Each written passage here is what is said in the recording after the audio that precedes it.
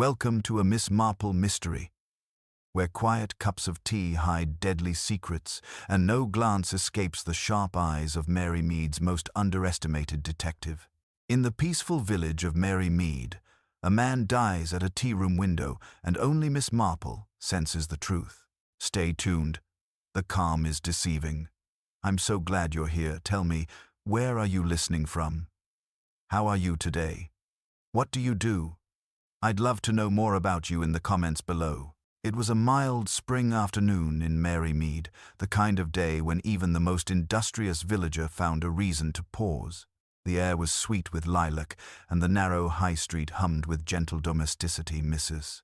Hartnell arguing with the butcher over the weight of her lamb chops, the vicar's wife bustling past with a basket of parish flowers, and in the window of the Blue Rose tea room, the delicate clinking of china underscored a faint murmur of gossip.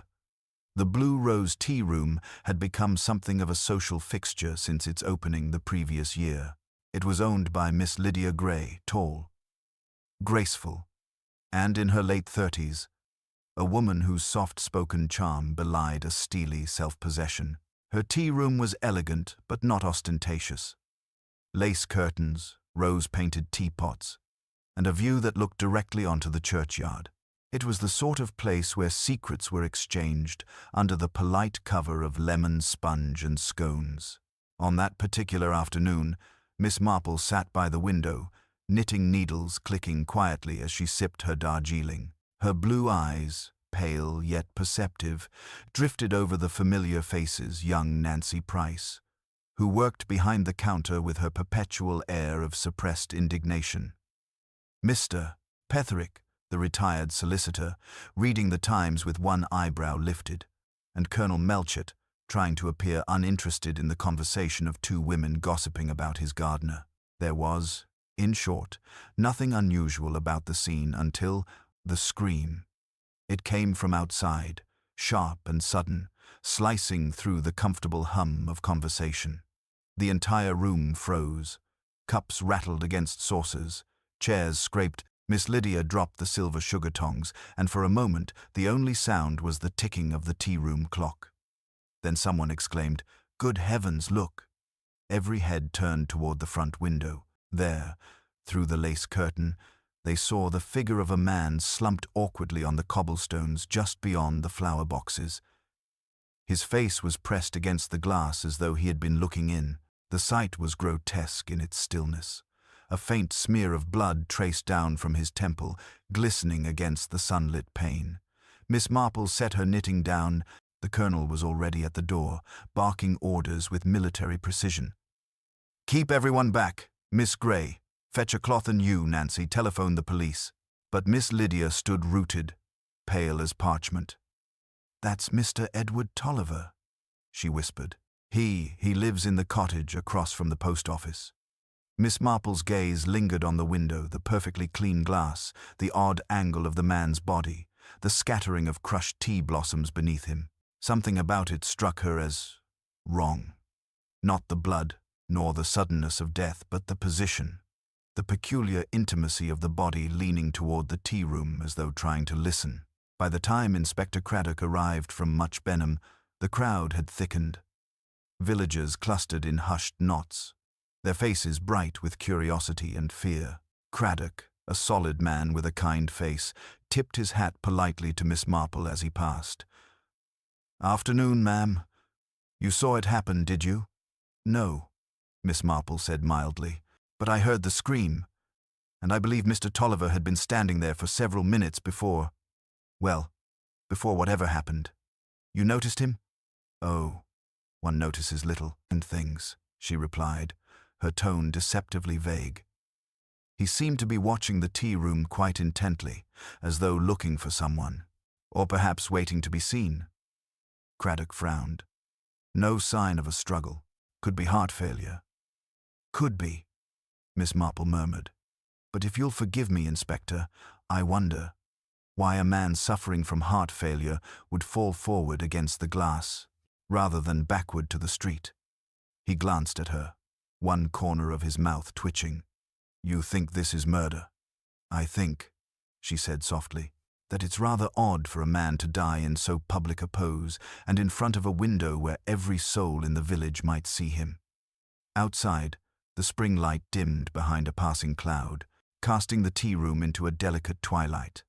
The lace curtains fluttered faintly as though stirred by invisible breath, and Miss Marple, quietly observing, thought that somewhere amid the scones and the china and the polite conversation of the Blue Rose tea-room, someone already knew exactly why Mr. Edward Tolliver had died. The Blue Rose tea-room remained closed for the rest of that day, though the scent of tea leaves and sugar still clung to the air. By evening, word had travelled faster than any official report could. Mary Mead was humming with speculation. Miss Hartnell swore she'd seen Edward Tolliver arguing with someone near the church the night before. Mrs. Price, the grocer's wife, insisted the man had been drinking lately and owed more than a few people money. By supper time, theories multiplied like dandelions, each more dramatic than the last. Miss Marple, however, had stayed silent through most of it. She had seen such village storms before, how gossip, like wind, blows hardest when there is little truth to anchor it. She sat by her window, knitting as always, but her mind replayed the details with precision.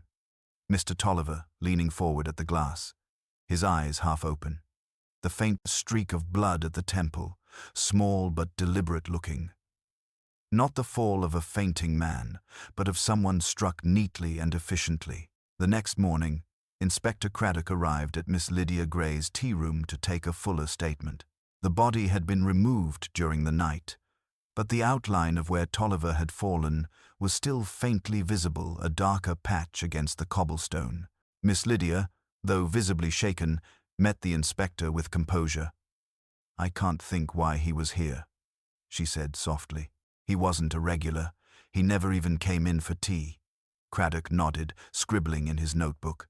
"No quarrels, no visits, nothing that might have brought him to your door." "None that I know of," Lydia replied. Her voice trembled only slightly. "He was quiet. A bookkeeper, I believe, for Mr. Lawson's estate agency. Lived alone." Miss Marple, who had stopped by on the pretense of returning her knitting needles, though everyone knew she rarely lost anything, stood listening with that serene attentiveness that made even the calmest people slightly uneasy. "I seem to recall," she said thoughtfully, "that Mr. Tolliver once handled the accounts for Mrs. Bartlett's cottage sale. There was some delay in the payment, wasn't there?" Craddock looked up.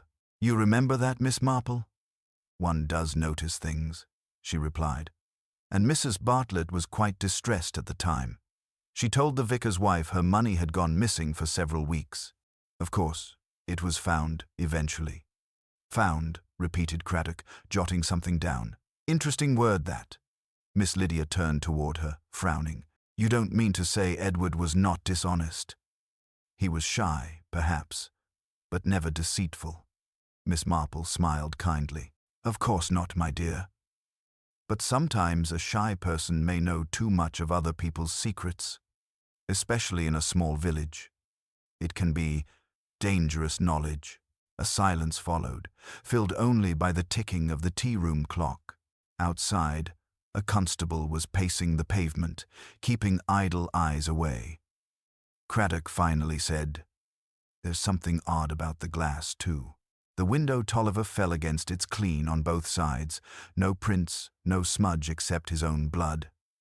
If he'd been struck from behind, the weapon was light, precise. We're searching the area for anything stone, stick, maybe even a walking cane. Miss Marple's knitting needles twitched faintly. "A cane, you say?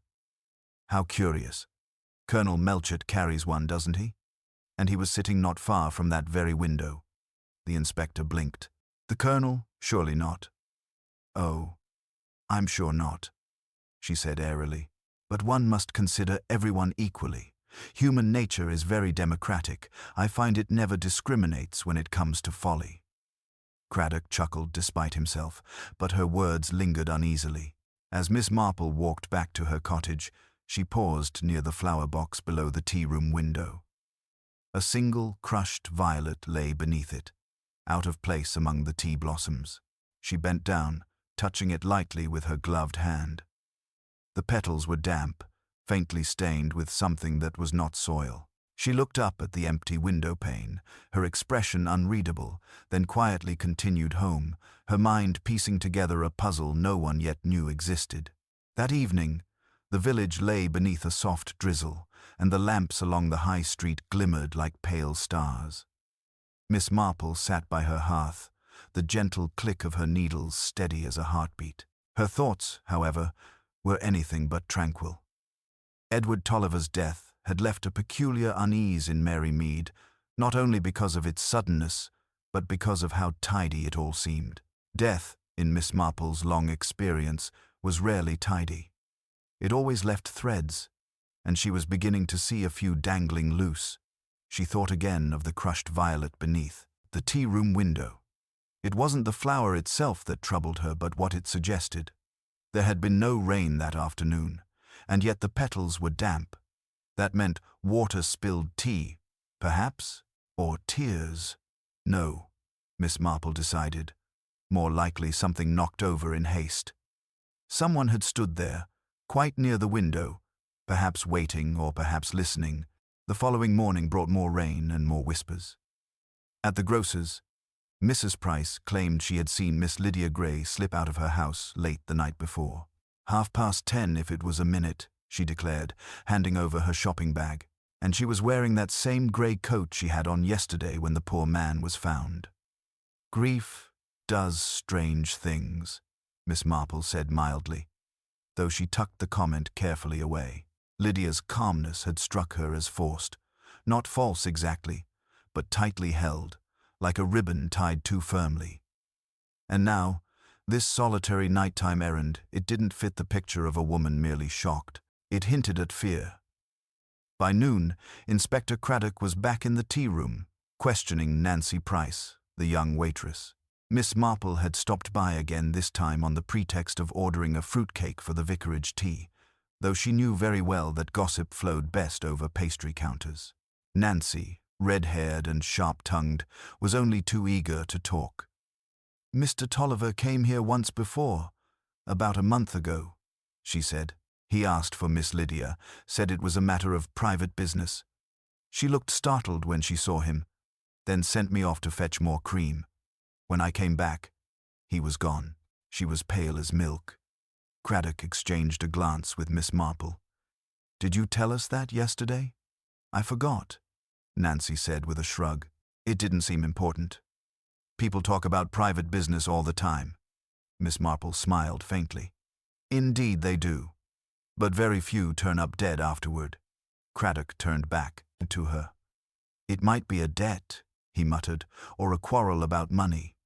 We'll look into his accounts at the estate office." "I rather think you should," Miss Marple said, her tone deceptively casual. "And while you're about it, you might inquire whether Mr. Tolliver kept any private ledgers. Some men do, when they wish to remember the misdeeds of others." That afternoon, the inspector's search yielded something curious. Hidden in Tolliver's small cottage was a notebook, plain and unmarked, filled with neatly written columns of figures and names. Miss Lydia Gray's appeared twice, alongside entries marked June 12, unpaid, and Sept 3, settled quietly. When Miss Marple was informed, she looked neither surprised nor triumphant. "Settled quietly," she repeated softly. "That's such a very telling phrase, isn't it? It usually means something one doesn't wish repeated." "Blackmail?" Craddock asked bluntly. "It's possible," Miss Marple admitted, "though not always in the usual sense. Sometimes a person holds a secret not for money, but for control. And control, Inspector, can be more intoxicating than gold." Outside, the rain eased, and the clouds parted faintly above the tea-room. Miss Marple turned her gaze toward the window where Tolliver had died, her reflection faintly visible in the glass. "He was looking in that day," she murmured, half to herself. "But I rather think he was expecting someone to look back." The next day dawned clearer, though the calm sky did little to ease the growing tension in Mary Mead. By breakfast time, nearly everyone had heard about the discovery of Edward Tolliver's private ledger. and speculation swirled like morning mist. At the vicarage, Mrs. Clement confided to Miss Marple over marmalade and toast that she was certain Miss Lydia Gray must have been paying for some dreadful secret. "Perhaps an old affair," she whispered, lowering her voice even, though no one else was present. "You know what people say, she lived in London once, and those who've lived in London always bring something back." Miss Marple only smiled faintly, stirring her tea. She had always found that gossip contained a kernel of truth, though rarely in the form people believed. It wasn't the past itself that returned to villages like Mary Mead, but the consequences of it. And in Lydia Gray's case, that consequence had just arrived in the shape of Edward Tolliver's death. Later that morning, Miss Marple made her way to the tea-room once again. Though it remained closed to customers, Miss Lydia had been seen inside, sorting papers and instructing the young maid to scrub the floor where Tolliver had fallen. When Miss Marple entered, the faint scent of polish mingled with something sharper, a lingering trace of disinfectant. Lydia looked up from behind the counter, her face pale but composed. "Good morning, Miss Gray," Miss Marple said gently. "I hope you don't think me intrusive. I simply wished to see how you were faring." "That's kind of you," Lydia replied, though her voice was brittle at the edges. "I'm quite all right, just trying to put things in order again. One can't dwell, can one?" "One can try not to," Miss Marple agreed, resting her gloves on the counter. "But I do find that order has a curious way of resisting when one pushes too quickly, especially after something disorderly." Lydia's hands faltered slightly over the stack of receipts she was straightening. "You mean Mr. Tolliver?" Miss Marple nodded. "I wonder, my dear, if he might have written to you. People who keep ledgers often keep letters too. Sentiment and record-keeping are oddly related habits." Lydia hesitated before replying. "He sent me one note," she said at last. "It was brief. He wanted to meet to settle something personal. I assumed it was about a small loan. I didn't answer. May I ask when that was?" "2 days before he died." Miss Marple's eyes softened, but her mind sharpened. 2 days before. That would place the letter just before his strange appearance at the tea-room. "I see," she murmured. "And did anyone else know of this note?" "No one," Lydia said firmly, but her glance slipped away for the briefest moment toward the corner table where Colonel Melchett had been sitting the afternoon of the murder. When Miss Marple followed her gaze, she noticed something curious. Beneath the table leg, half hidden under the rug, a scrap of paper protruded. Bending discreetly, she retrieved it. It was torn, but the writing was unmistakable, firm, deliberate, and masculine. The few visible words read, "Meet me there. No one must know 3 o'clock sharp." Miss Marple folded the paper neatly into her handkerchief. "Oh dear," she said softly. "It seems poor Mr. Tolliver had a rather urgent appointment." That evening, Inspector Craddock called at her cottage, hat in hand, to ask her opinion. "You've got that look again, Miss Marple, the one that tells me you've thought of something you won't tell me yet." "Not quite," she said with a gentle smile. "But I think, Inspector, we've all been assuming that Mr. Tolliver came to meet Miss Gray. What if, instead, Miss Gray was never the one he was meant to meet at all?" Craddock frowned. "Then who?" Miss Marple looked toward the twilight garden, where the scent of crushed violets drifted faintly on the air. "Why, the one person who knew he'd be there, and who sat close enough to watch him die." The following morning, Inspector Craddock arrived at Colonel Melchett's residence, a tidy Georgian house with polished brass knockers and the faint smell of cigar smoke drifting from within. The colonel, broad-shouldered and dignified, met him at the door with a look that suggested irritation rather than guilt. "Suppose this is about that poor fellow Tolliver again," he said brusquely, leading the inspector into his study. "Beastly business, that. Damned nuisance for Miss Gray, too. Can't imagine how he came to die there, of all places." Craddock took a seat opposite him, flipping open his notebook. "You were in the tea-room that afternoon, Colonel, near the window. as I recall. The colonel's brow furrowed. So what if I was? Everyone knows where I sit. I always take the corner table best view, and the least chance of being drawn into gossip. Did you happen to see Mr. Tolliver before the commotion? Melchett hesitated a moment too long. No, or perhaps I did, can't be sure. I was reading the Times. You see, don't spend my time staring out of windows. Craddock watched him carefully. Strange, then, he said, that your walking cane was found outside later that day, near the flower box beneath the same window where Tolliver died. The colonel stiffened, his ruddy complexion darkening. Nonsense! I must have dropped it when I rushed out. You know how it was, everyone running about. Didn't notice till I got home. Quite so, Craddock said, though his tone was skeptical. Mind if we keep it for examination? Routine matter. The colonel muttered something about overzealous policemen and consented, but there was a flicker of unease in his eyes that did not escape Craddock's notice. That evening, Miss Marple received a quiet visit from the inspector. He looked weary but intrigued. You were right again, ma'am. There's something off about Melchett. The cane's handle has a faint trace of blood but no fingerprint. Too clean. Wiped. Miss Marple nodded thoughtfully, setting aside her embroidery. Men of military discipline do tend toward tidiness, Inspector. But do you know, I find it interesting that he never denied knowing Tolliver. Craddock frowned. They knew each other. Oh yes, she said mildly. I recall seeing them speaking together outside the post office not a week before the tragedy. It was quite a heated conversation. Mr. Tolliver's face was flushed, and the colonel looked cornered. There's no mistaking that expression. Inspector, it's the same one I've seen on more than one gentleman whose past has returned inconveniently. She rose and walked to the window, where raindrops gathered like tiny mirrors. I think Mr. Tolliver knew something that might have ruined Colonel Melchett. Perhaps not a crime, but something a man of pride would never wish revealed. Craddock crossed his arms. You think the colonel killed him to keep him quiet? Miss Marple shook her head gently. No, not yet. I think Tolliver came to the tea room expecting a private conversation. The note we found no one must know was likely from Melchett, not Lydia. But something went wrong. Perhaps Tolliver taunted him. Perhaps he threatened exposure.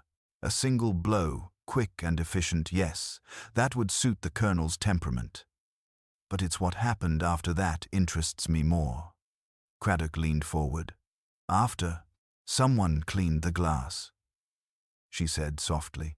Someone who arrived just moments later. That person knew what had happened but chose silence. Tell me, Inspector, who would tidy up a scene of death out of loyalty rather than guilt? Craddock blinked, then straightened suddenly. Precisely. I think, before long, we shall learn that she and the colonel shared more than tea and polite conversation.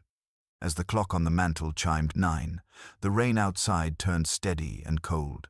Somewhere down the lane, a door closed softly, and Miss Marple's eyes lifted toward the sound. They're both frightened now, she murmured. And frightened people, Inspector, are so very apt to make mistakes. By the next afternoon, the entire village seemed to sense that something was about to break. The air carried a quiet tension, like a held breath. Miss Marple could feel it in the way the postmistress lowered her voice when handing over letters, and how the vicar lingered on his garden path, pretending to prune roses that didn't need pruning. Even the Blue Rose tea room now shuttered and still looked like a stage waiting for its curtain to rise again. Inspector Craddock had spent the morning re-interviewing Miss Lydia Gray, and it had not gone easily. Lydia, though outwardly composed, had grown restless under questioning. She denied any conspiracy, but her denials came too quickly, too neatly. When the inspector mentioned the letter found beneath the table, the note with Tolliver's handwriting, her fingers trembled slightly on the edge of her teacup. I don't know what that means, she had said. Edward might have been meeting anyone. But anyone was narrowing rapidly to one. Colonel Melchett had withdrawn from public view, claiming a chill. His curtains were drawn, and his maid, loyal but nervous, told Craddock that her master had been pacing his study until late into the night. It was, Miss Marple thought, the behavior of a man who knew the line between silence and confession was wearing thin. That evening, Miss Marple took a slow walk down to the green. She did not rush, for she never did. Haste, she believed, clouded observation.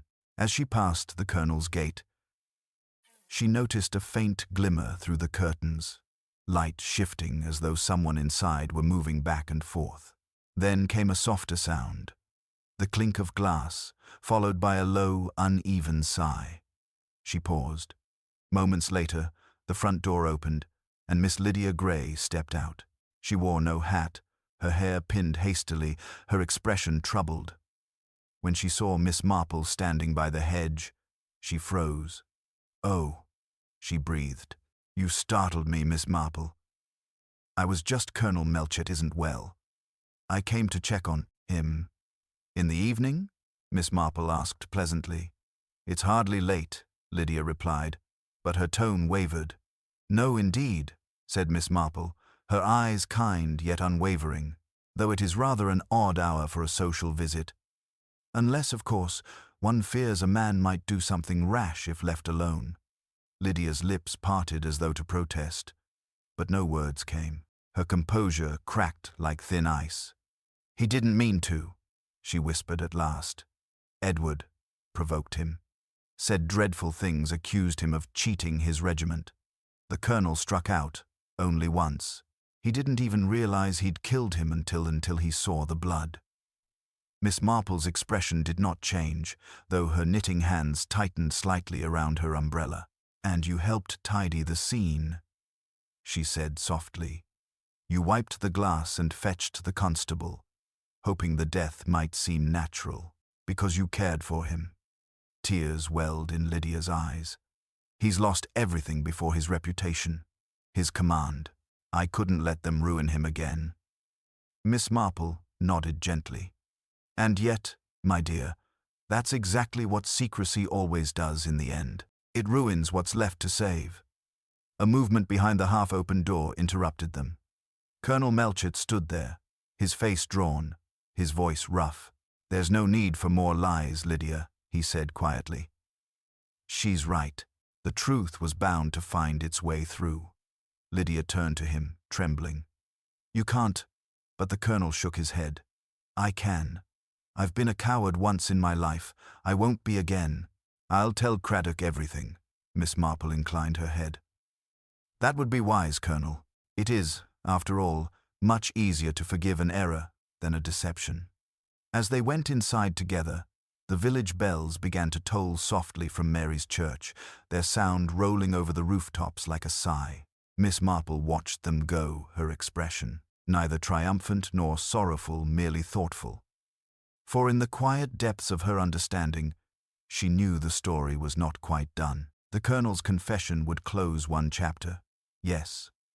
But there was something in Lydia's eyes, a flicker of fear that suggested another truth still hid in shadow, waiting for its turn to emerge. Inspector Craddock arrived at Colonel Melchett's house just before dawn. The rain had stopped, but the air still smelled faintly of wet earth and remorse. Lydia Gray opened the door herself, her eyes red from sleeplessness. "He's in the study," she said quietly. "He hasn't been to bed." The inspector nodded, stepping past her into the dimly lit room where the Colonel sat slumped in an armchair, his cane leaning against the wall beside him. The confession, when it came, was calm and unembellished. Melchett spoke as a man stripped of pretense, his voice low and even. "I didn't mean to kill him," he said. "He came to me at the tea room, said he'd found evidence from my old regiment days, things that would destroy what little name I had left. I told him to stop, to leave me be. He wouldn't. I struck him once, reflex, nothing more.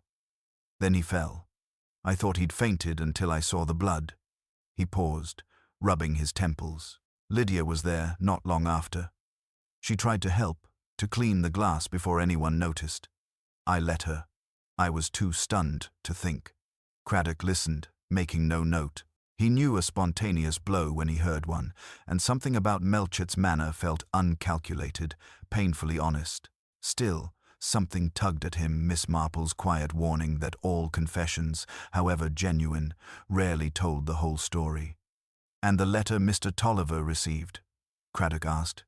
"You wrote it?" Melchit nodded slowly. "Yes. I wanted him to meet somewhere private. I never imagined it would end like this. It should have been a closed case. Manslaughter. Accidental, perhaps. Though with consequences neither the Colonel nor Miss Grey could avoid. Yet, that same morning, as the inspector prepared his report, Miss Marple appeared at the station door, umbrella in hand, eyes bright with that particular look of kindly mischief that usually preceded the unraveling of something far more intricate than anyone expected. "I think, Inspector," she said, settling herself neatly in the chair opposite his desk, "that you may be closing your book a few pages too soon." Craddock sighed. The Colonel confessed. "We've verified the letter. Lydia's account matches his. What more could there be?" Miss Marple smiled faintly. "Confession is a curious thing, Inspector. People often confess to the part of the truth they can bear to face. But there's another kind of guilt, one that hides behind love." He frowned. "You're referring to Miss Grey?" "Indeed. I took a little stroll this morning past her garden. Quite by accident, of course. I noticed a small patch of soil freshly disturbed. Underneath, the constable and I found a handkerchief blood-stained, but far too delicate to belong to the Colonel. It seems our Miss Grey was nearer to poor Mr. Tolliver than she has admitted." Craddock's eyes widened. "You think she?" "I think she arrived before the Colonel did," Miss Marple said gently. "You see, Mr. Tolliver had been blackmailing her, not about money but about identity. Miss Lydia Grey was not always Miss Lydia Grey.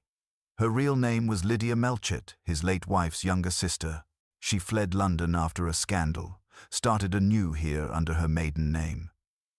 When Tolliver discovered it, he saw opportunity. He threatened to expose her to the Colonel, not realizing she already cared for him deeply. She went to meet him, begged him to stop. When he refused, there was a struggle.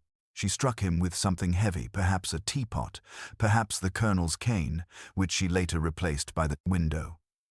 When the Colonel arrived moments later, she told him she'd found the body.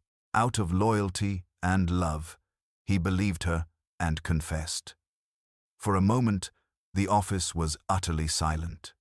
Craddock exhaled, leaning back. Good Lord, and she let him take the blame. Miss Marple's gaze softened. "Love, Inspector, is the most dangerous motive of all. It makes even the best people do the very worst things." Outside, the morning sun broke through at last, glinting off the tea-room windows across the square, the same glass that had mirrored a death and now reflected the quiet inevitability of truth.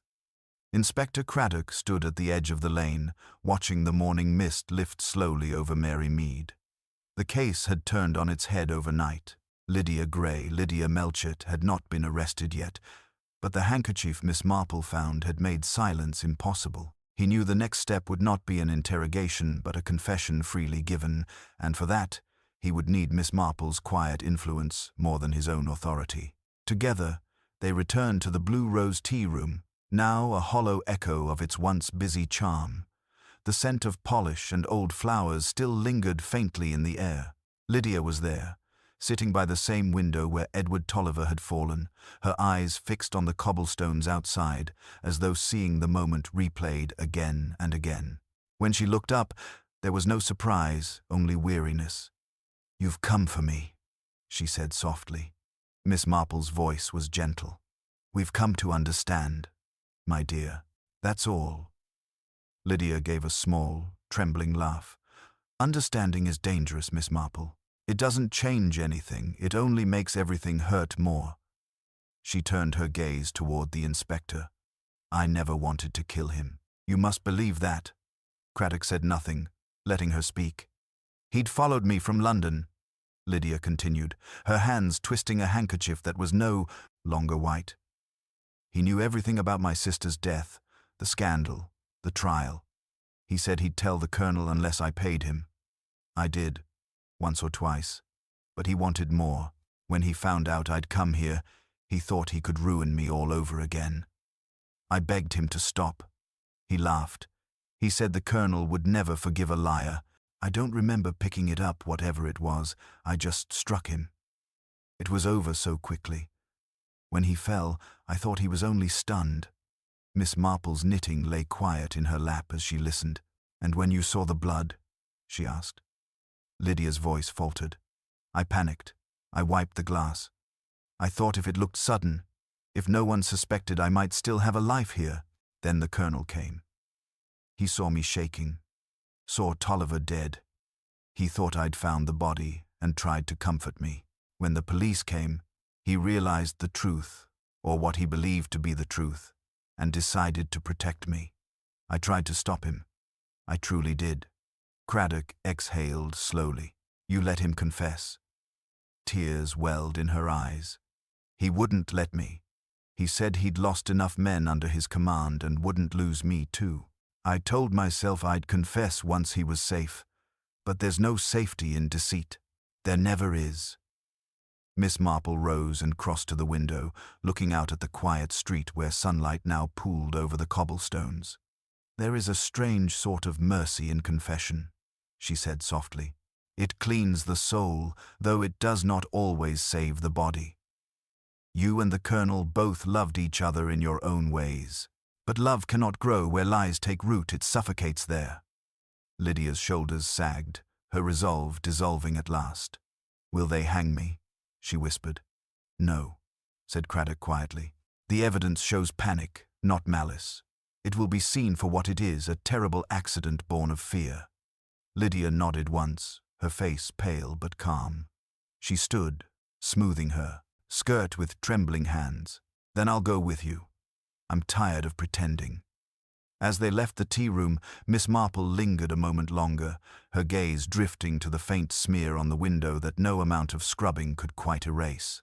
It caught the light like a scar, small, permanent, human. She sighed softly, gathering her gloves.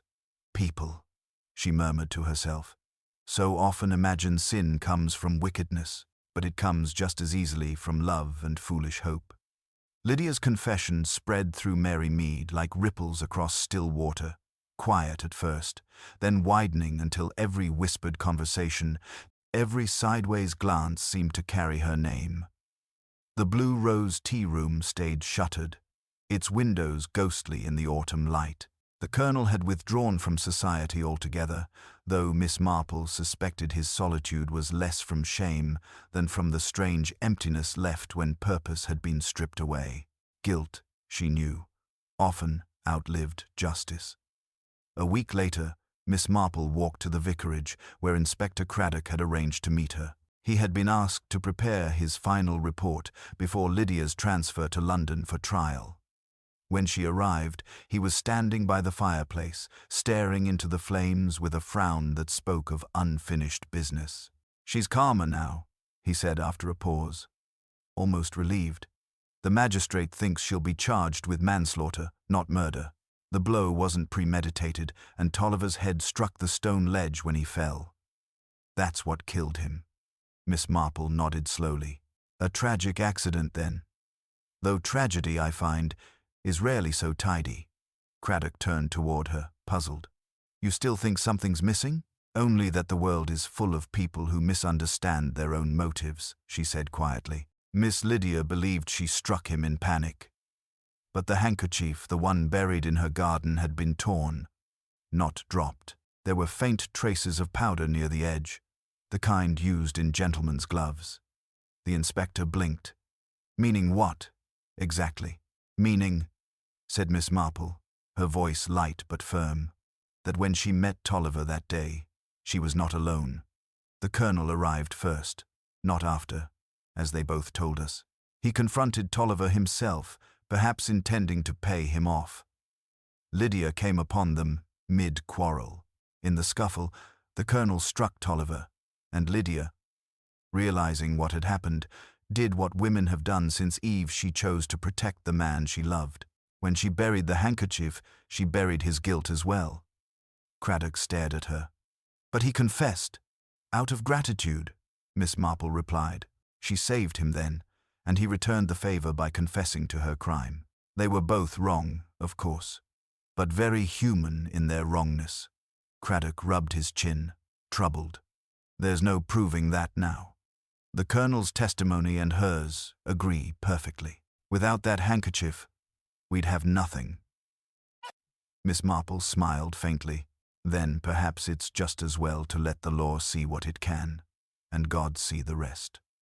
That evening, she visited Lydia one last time before her removal. The young woman sat by the barred window of her temporary cell, the fading light turning her profile to shadow. I thought I'd feel punished, Lydia said softly, but I only feel tired. Miss Marple reached through the bars and laid a hand gently on hers. Tiredness is often the first step toward peace, my dear. But remember, no one escapes entirely unjudged. The heart keeps its own tribunal long after the courts are done. Tears slipped down Lydia's cheeks, but she managed a small smile. You've been kind to me, Miss Marple. I suppose you see more than anyone realizes. Only what people show when they think no one's watching, Miss Marple said. When she stepped back into the twilight, the church bell tolled 6 times. Across the square, the Blue Rose Tea Room stood silent, its signs swaying gently in the wind. The village, ever practical, would soon forget. Gossip would fade, curtains would twitch a little less, and life would resume its usual rhythm. But Miss Marple, pausing beneath the window where Tolliver had fallen, knew that some echoes lingered long after the sound had died. The faint outline of his fall still marked the cobblestones, a quiet reminder that truth, however buried, never entirely disappears. The morning of Lydia's departure dawned cold and grey. The sort of morning when the mist clings low to the ground and every sound feels muffled, hesitant. Miss Marple watched from her garden gate as the police motorcar pulled up near the vicarage.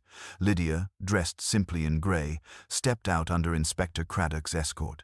Her face was pale but calm, as if she had already accepted her fate.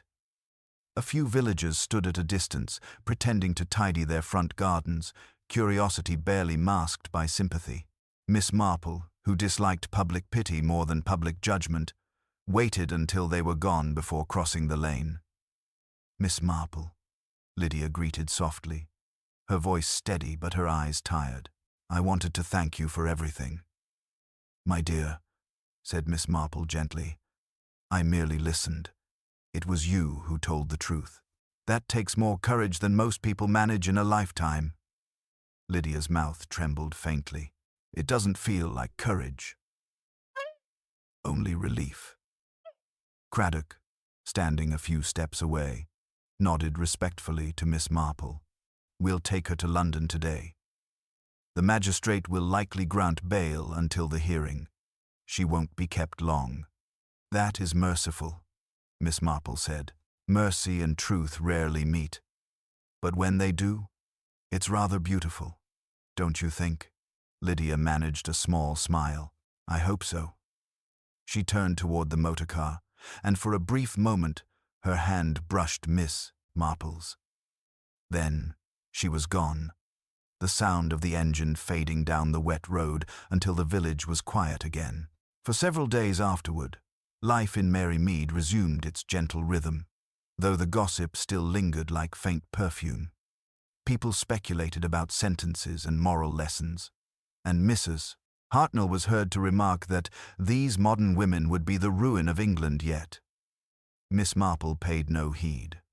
Her thoughts, though outwardly serene, were unsettled. Something about the case refused to rest. It wasn't guilt or pity, it was the shape of the truth itself. Something was missing, a small piece that didn't quite fit. She went back to the Blue Rose Tea Room one afternoon, now reopened under the supervision of Nancy Price. The younger woman greeted her nervously. It's strange being back, Nancy said. Everything looks the same, but it doesn't feel the same, if you know what I mean. I quite do, Miss Marple said, settling at her familiar table by the window. Grief leaves fingerprints, my dear. One can polish away the marks, but the feeling remains. As she stirred her tea absently, her eyes caught a faint reflection in the glass the window Tolliver had died against.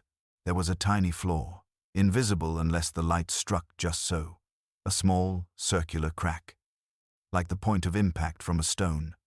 Miss Marple leaned closer, her mind awakening. She remembered Inspector Craddock's earlier report that Tolliver's skull fracture had been clean, not jagged, as if from a sharp, narrow object. A blow, yes, but not from a blunt cane or teapot, something lighter, faster, perhaps thrown, not swung. When Craddock called at her cottage later that evening, Miss Marple met him at the door with her knitting still in hand. "Inspector," she said mildly, "I believe Mr. Tolliver wasn't struck in anger at all. He was silenced by precision, and not by Miss Grey." Craddock frowned. "Then by whom?" "The only person who could have thrown something from the right angle," she replied. "Someone seated just inside the tea room that day with a clear line to the window and a reason to make sure Tolliver never spoke again." Realization dawned in his eyes. "Nancy Price?" Miss Marple nodded. "Indeed. She'd been embezzling from the tea room, forging Miss Grey's accounts. Tolliver, the bookkeeper, must have discovered it. When he came to expose Lydia, he was already confronting Nancy about her theft. She panicked and threw the paperweight from the counter. Lydia's arrival and the Colonel's confusion made for the perfect shield. She let them both shoulder the sin while she wept with the rest of the village." Craddock's face hardened. "Good Lord. We'll bring her in tonight." Miss Marple's gaze drifted toward the church spire, glowing faintly in the dusk. "Yes, do," she said quietly. "It's time the truth found its proper resting place." As the inspector departed, Miss Marple sat back, the evening wind whispering through the open window. Human nature, she reflected, was the same in Mary Mead as anywhere else, fragile, foolish, and endlessly tangled.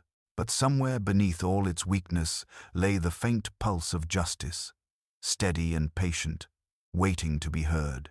It was nearly dusk when Inspector Craddock returned to the Blue Rose tea room, this time not as a patron but as a man on duty. The fading light slanted through the windows, striking the delicate china cups and making them gleam faintly, like artifacts from some half-forgotten past. Nancy Price was behind the counter, wiping cups with a briskness that seemed forced. When she saw him step through the doorway, her hand faltered only once before she resumed polishing. "Inspector," she said lightly, forcing a smile. "We've not had the pleasure of your company in quite a while. Tea? Or something stronger?"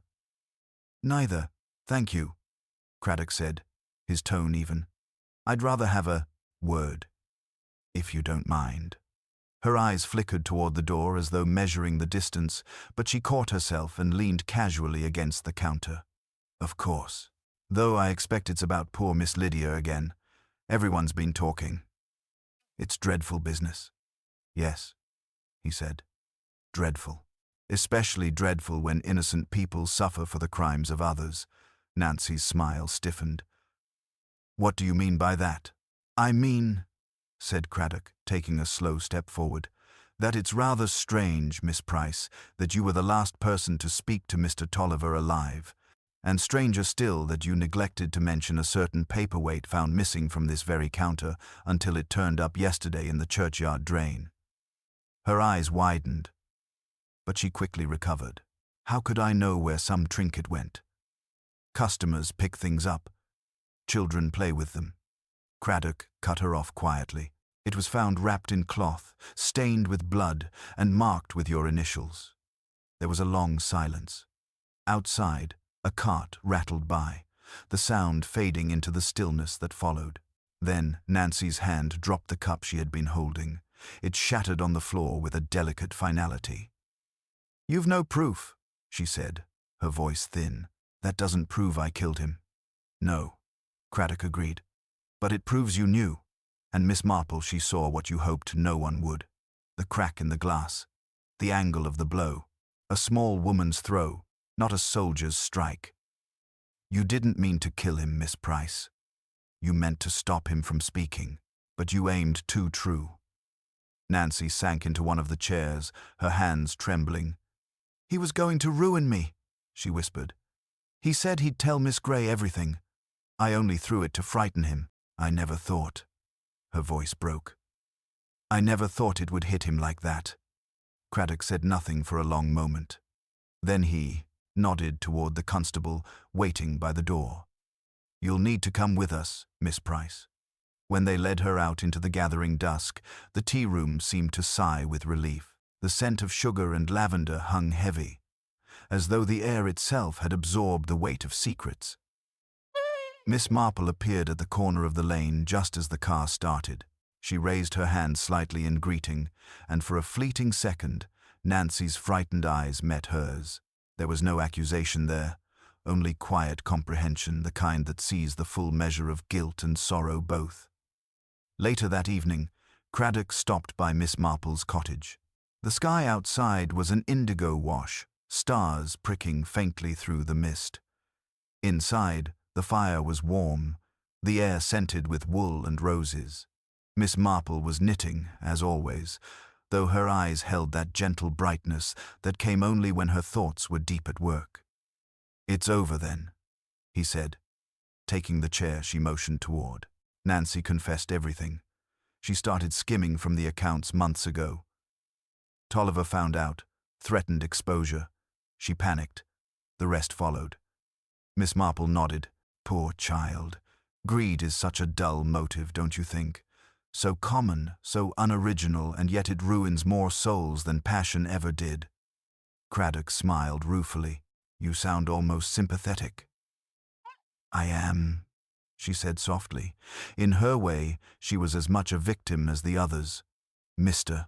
Tolliver's arrogance, Miss Lydia's fear, the Colonel's pride, they were all threads of the same tapestry. Each one pulled until the whole thing tore apart. He leaned back, studying her with quiet admiration. You always make it sound so inevitable, as though every crime is only the natural result of human weakness. Perhaps it is, Miss Marple said, resuming her knitting. Evil seldom announces itself with fanfare, Inspector. It creeps in quietly through a moment of vanity, a touch of envy. A little lie told for comfort. Before you know it, one thing leads to another, and the damage is done. Craddock looked toward the window, where the light from the tea-room glimmered faintly across the square. The village won't forget this one easily, he murmured. Oh, but they will, she said with a faint smile. They always do. Mrs.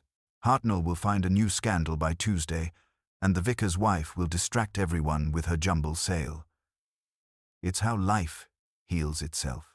But the place will remember in smaller ways a certain unease at the sight of that window, or the way people lower their voices when speaking of Miss Grey. The memory will linger like a whisper, not a wound. The clock struck 9, its sound mellow and steady. Craddock rose, putting on his hat. I'll file the report tonight. There'll be questions, of course. There always are. Miss Marple gave a small nod. And answers, too, though not always the kind people expect. Good night, Inspector. When he had gone, the cottage grew still again. Miss Marple set her knitting aside and poured herself a cup of tea, her expression thoughtful but calm. Outside, the moonlight touched the rooftops of Mary Mead, gentle and pale, washing the cobblestones where a man had once fallen in silence. She sat quietly for a long while, the fire crackling softly behind her. In the end, she thought, every village was the same. There were murders and lies, kindness and folly. But underneath it all, there was the steady hum of life, ordinary, persistent, endlessly imperfect. And as she sipped her tea, Miss Marple smiled faintly, content that the peace of Mary Mead, however fragile, had returned once more. The inquest was held the following Thursday in the parish hall, its drafts barred by heavy velvet curtains that smelled faintly of dust and sermons. Villagers arrived in neat trickles and then in clumps, settling on hard chairs with the subdued excitement of people who have come to witness an ending and hope secretly for one last ripple. Miss Marple took a place near the rear where she could see faces as well as hear voices. She had always found that mouths often told less than eyes. Inspector Craddock stood by the side doors with a file under his arm, grave and tidy, while the coroner, a neat, precise man, arranged his papers with a schoolmaster's care. Nancy Price, pale but composed, was brought in and sat beside a solicitor who murmured to her as if reassurance could be poured like tea. The colonel did not attend. A letter from his doctor citing strain and a persistent cough was read aloud. Lydia, out on bail and dressed without adornment, slipped in quietly and kept her hands folded so tightly that the knuckles showed white. The proceedings were brisk, yet solemn. Craddock outlined the facts as they had hardened in the week since Nancy's arrest. The missing paperweight, the circular star in the glass, the cloth wrap stained with blood, and the faint trace of metal polish. The small ledger in Tolliver's cottage, showing columns altered with neat but fraudulent hands. When Nancy's turn came, her confession was not dramatic so much as tired. She stood, swallowed, and spoke with a restraint that made her sound older than she was. She had skimmed a shilling here and a half-crown there when the tea-room's takings were good, meaning to pay it back when better days came. Better days, she said with a thin, rueful smile, have a way of not arriving on time. Tolliver had confronted her 3 days before his death and threatened exposure if she did not help him gather information on Lydia Gray's past. She had pretended to agree, but delayed. And when he appeared at the window on that afternoon, she had thrown the paperweight in sudden fright at the thought that everything would spill at once: her theft, Lydia's past, and the tea-room's fragile order that felt to her like a life raft. "I aimed to scare at him," she said. "I did not intend to kill." The coroner asked questions in a voice as even as a metronome. Why the cloth? Panic. Why the drain? Cowardice. Did she know Colonel Melchett had argued with Tolliver the week before? Her eyes widened honestly. "I did not, sir." "Did she wipe the glass?" She shook her head, then turned, unbidden, to Lydia. "I think she did. To protect someone. Perhaps me. Perhaps him. Perhaps both. She is not cruel." It was a curious mercy, and it caught in the room like a warm current. Lydia lowered her gaze. Miss Marple, watching, saw a loosening in the set of the girl's shoulders, the first release of a burden shared without agreement. Miss Marple herself was called only briefly. She spoke softly, precisely, with that disarming air of a woman discussing mending rather than murder. She pointed out the angle of the crack, the likelihood of a thrown object, the way panic seeks the nearest remedy, which in a tea-room is both cloth and hot water. She mentioned, almost as an aside, that violets crushed beneath a window could be damp not from rain, but from a little bottle of conditioning liquid some housemaids used to keep posies fresh, a small habit Nancy had, as evidenced by the faint stains on the inside pocket of her apron found by the constable. It was a minor detail, yet it completed a picture. The room seemed to breathe out in recognition of a story that now fit together. The verdict, when it came, felt as inevitable as twilight. Death by misadventure, brought about by a reckless act without malice. The coroner's recommendations were practical and unsurprised. Charges to be considered for theft and for the act that caused the death. Leniency, however, strongly advised on account of youth, confession, and the absence of intent. There was a murmur, and then the quiet bustle of dispersal. People prefer endings that can be carried home in a teacup. It is the nature of peaceful villages to tuck horror into drawers labeled necessary and forgiven, if not forgotten. Outside, the sky had cleared into a pale autumn blue, and the square shone with that peculiar brightness which comes after rain has done its polishing. Lydia stood alone by the hall steps until Miss Marple came to her side. They did not embrace. Miss Marple was not given to dramatics, but they stood for a moment shoulder to shoulder, like women waiting for a bus. "Thank you," Lydia said at last. Her voice was low, but steadier than Miss Marple had ever heard it. "I meant to save the Colonel, and may have only tangled the knot. I meant to save Nancy, too, in my way, and failed at that. I think meaning well is a very poor shield." "It is," Miss Marple agreed. "But it is also the beginning of better. One can add sense to it afterward. It is much harder to add goodness to cleverness already gone wrong." She glanced across the square to the tea room, where the window's hairline star caught the light like a pause in music. "You will reopen?" "Yes," Lydia said after a moment. "It was the one thing that truly belonged to me, even if I nearly lost it to fear." She turned, searching Miss Marple's face. "Do you think the village will come back?" "Oh, my dear," Miss Marple said, almost amused.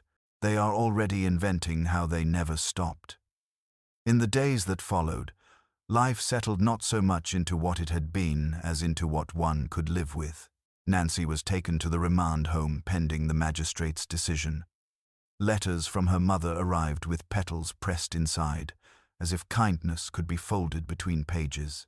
The Colonel, having sent a brief, stiff note to the parish hall, offering his resignation from every committee he served, received in return a handful of calls and a basket of weak broth. He refused the broth but kept the calls, and little by little the curtains drew back, for even pride likes a little company when it is nursing itself. Lydia returned to the Blue Rose, not bravely. Bravery has banners and trumpets, but with the quiet persistence of a woman who has decided to face the day before it faces her. On the first morning, Miss Hartnell came in under pretext of complaining about the scones. On the second, the vicar's wife ordered a whole cake with an apology disguised as a recipe. On the third, 2 schoolchildren shared a pot of tea and giggled when Lydia gave them an extra bun for free. By Sunday, the murmur of cups and the clink of teaspoons had returned to a pitch that sounded, if one listened past what one knew, very much like peace.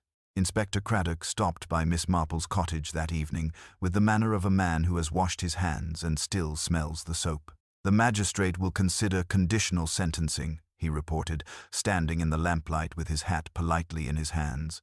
"There's talk of service rather than prison, with restitution arranged over time."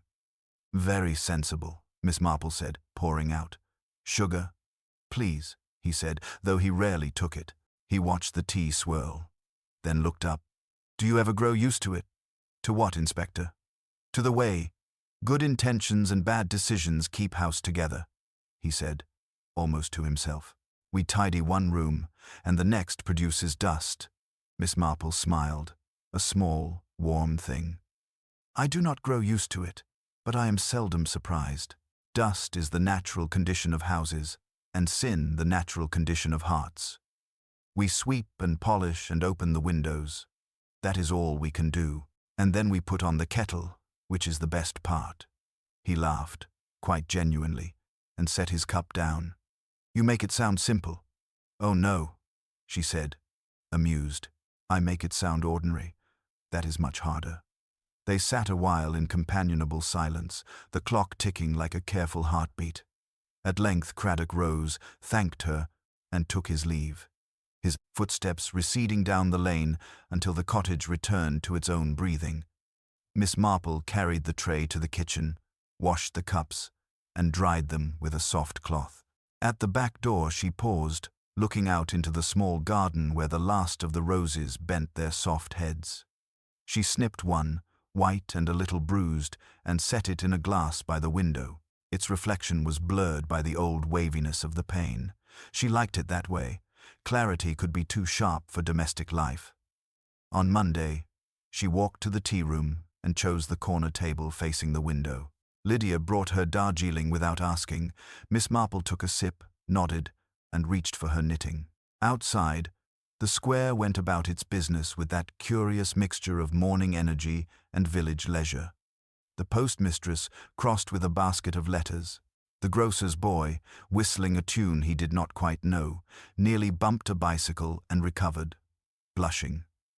The window held all of it. Day, reflection, the faint star no one had yet replaced. Miss Marple watched the star catch the light and thought that tragedies in villages are never only wounds. They are also mirrors. People look and see themselves, if only for a moment. Then the kettle boils, the bell rings for evensong. And life, which is tireless, resumes its knitting. She smiled, not from cheeriness but from recognition, and let the needles click their small, certain music.